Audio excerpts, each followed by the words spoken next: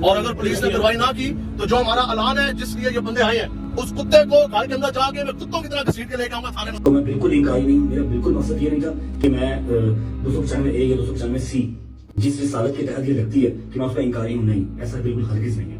السلام علیکم دوستو, اگر سدھو موسے والا کی بات کی جائے تو اس کا سب سے مشہور گانا 295 ہے, اور انڈیا میں 295 دفعہ کا مطلب ہوتا ہے کہ کسی بھی مذہب کی گستاخی کرنا اور ٹھیس پہنچانا.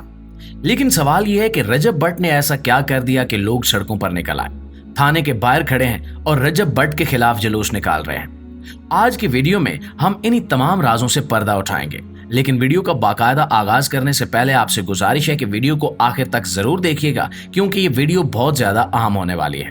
دوستو اب ذرا اس ویڈیو کو دیکھیں جس میں رجب بٹ جہاز میں بیٹھا ہوا ہے اور ایسا محسوس ہو رہا ہے کہ شاید یہ پاکستان چھوڑ کر جا رہا ہے, جبکہ دوسری طرف لوگوں کا ایک جمع غفیر اور مولوی حضرات تھانے کے باہر کھڑے ہو کر اس پر 295C لگوانے کی کوشش کر رہے ہیں.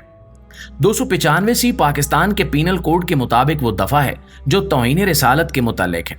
اس کے مطابق اگر کوئی شخص الفاظ کے ذریعے, تحریر کے ذریعے یا ظاہری طور پر کسی بھی طریقے سے حضرت محمد صلی اللہ علیہ وآلہ وسلم کی شان میں گستاخی کرتا ہے تو یہ جرم شمار کیا جاتا ہے, اور اس جرم کی سزائے موت یا عمر قید ہے, جبکہ یہ ایک ناقابل ضمانت اور ناقابل معافی جرم ہے. لہٰذا یہاں سے بہت سے لوگ سوال کر رہے ہیں کہ آخر رجب بٹ نے ایسا کیا کیا کہ لوگ اس پر 295C لگوانے کی ڈیمانڈ کر رہے ہیں. تو ناظرین, رجب بٹ کیس کا آغاز اس وقت ہوا جب اس نے ایک ویڈیو میں ایک نیا پرفیوم لانچ کرنے کا اعلان کیا جس کا نام 295 رکھا گیا. یہاں یہ بات قابل ذکر ہے کہ 295 سدھو موسے والے کا ایک مشہور گانا بھی ہے جو کہ ان کے کیریئر کا سب سے مقبول گانا مانا جاتا ہے. سدھو موسے والا پر بھی 295 دفعہ لگی تھی جو ہندوستان میں مذہبی جذبات کو ٹھیس پہنچانے سے متعلق ہے. رجب بٹ نے سدھو موسے والا کو اپنا استاد مانا اور اسی تعلق کی وجہ سے اس نے اسی نمبر کا پرفیوم لانچ کرنے کا فیصلہ کیا. تاہم مسئلہ تب پیدا ہوا جب رجب بٹ نے اس پرفیوم کی تشہیر کے دوران اپنی ویڈیو میں 295A اور 295C کا ذکر کیا.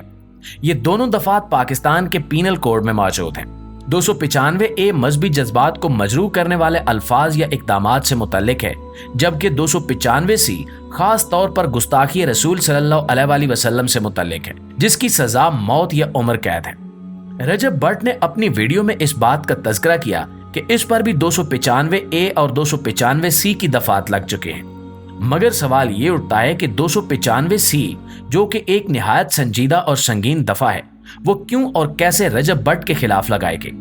یہ معاملہ اس وقت اور بھی مزید پیچیدہ ہو گیا جب لوگ رجب بٹ کے خلاف سڑکوں پر نکل آئے اور پولیس اسٹیشنز کے باہر کھڑے ہو کر کارروائی کا مطالبہ کرنے لگے. لوگوں کا غصہ اتنا زیادہ تھا کہ وہ اپنے مطالبے سے پیچھے ہٹنے کے لیے تیار نہیں تھے. یہ ایک حساس معاملہ بن چکا تھا اور رجب بٹ کو جان بچانے کے لیے ملک چھوڑ کر دبئی جانا پڑا. رجب بٹ نے اپنی معافی کی ویڈیو جاری کی جس میں وہ قرآن پاک کو ہاتھ میں پکڑے ہوئے تھا اور پوری سنجیدگی کے ساتھ یہ بیان دیا کہ اس نے کبھی بھی گستاخی رسول صلی اللہ علیہ وآلہ وسلم کا ارادہ نہیں کیا اور نہ ہی اس کا کوئی ایسا مقصد تھا. اس نے کہا کہ اس کے منہ سے جو بھی الفاظ نکلے وہ غلطی میں نکلے اور اس کے دل میں اسلام اور رسول پاک صلی اللہ علیہ وآلہ وسلم کے لیے مکمل احترام موجود ہے. اس نے اپنی ویڈیو میں اللہ سے معافی مانگی اور لوگوں سے بھی درگزر کی درخواست کی. معافی کی ویڈیو نے بھی ایک نیا تنازع کھڑا کر دیا. کچھ لوگوں نے اس کی معافی کو قبول کر لیا اور کہا کہ اگر اس نے واقعی معافی مانگی ہے تو اسے موقع دینا چاہیے, جبکہ کچھ افراد نے اس کی معافی کو دھوکہ قرار دیا اور کہا کہ یہ لوگوں کو گمراہ کرنے کی کوشش کر رہا ہے. اس سارے معاملے کا ایک اور پہلو یہ بھی ہے کہ رجب بٹ نے اپنی معافی کی ویڈیو میں اپنا پورا نام نہیں بتایا بلکہ صرف رجب کہا. اس بات نے بھی لوگوں کے ذہنوں میں شکوک و شبہات پیدا کیے کہ وہ اپنے اصل نام کو چھپا کر کسی چال کا حصہ بن رہا ہے. یہ سوال بھی کیا جا رہا ہے کہ اگر وہ واقعی معصوم ہے تو اسے اپنا پورا نام بتانے میں کیا مسئلہ ہے. یہ بھی کہا جاتا ہے کہ کچھ حلقے رجب بٹ کے خلاف نفرت انگیز مہم چلا رہے ہیں تاکہ اس کی شہرت کو نقصان پہنچایا جائے.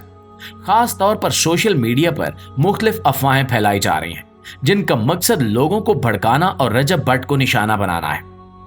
رجب بٹ کیس کا مسئلہ حقیقت میں ایک پیچیدہ صورتحال اختیار کر چکا ہے.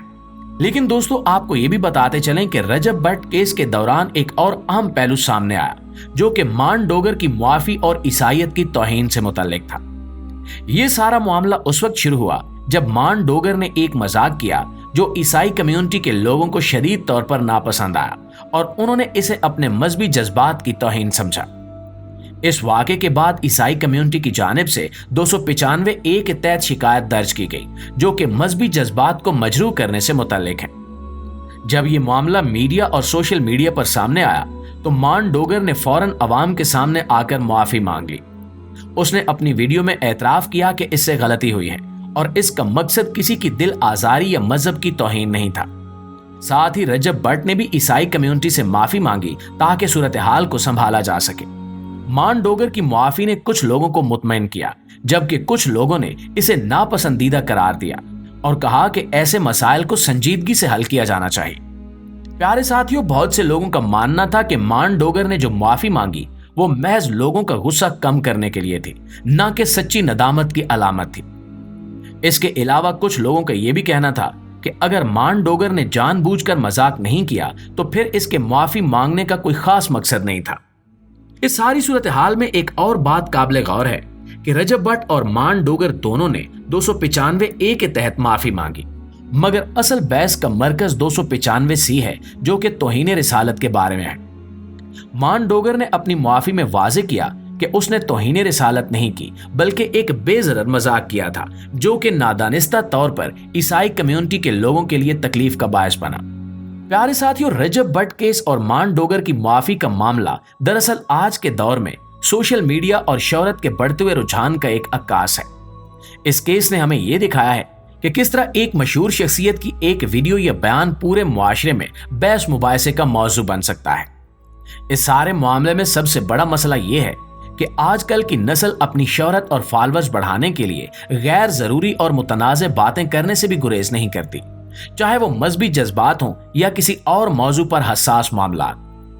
रजब भट्ट का 295C का जिक्र करना हो या मान डोगर का ईसाई कम्युनिटी को नाराज करना, दोनों ही वाकयात दरअसल तवज्जो हासिल करने और शोहरत बढ़ाने की एक कोशिश समझी जा सकते हैं। ये मामला अभी तक मुकम्मल तौर पर हल नहीं हुआ और लोग अभी भी रजब भट्ट की नीयत पर शक कर रहे हैं। कुछ लोग कहते हैं कि अगर वो वाकई मासूम है तो इसे कोई मसला नहीं होना चाहिए, जबकि कुछ लोग मानते हैं कि रजब भट्ट ने एक संगीन गलती की है, जिसका असर ना सिर्फ इसकी शख्सियत बल्कि पूरे मुआशरती निजाम पर भी हो रहा है।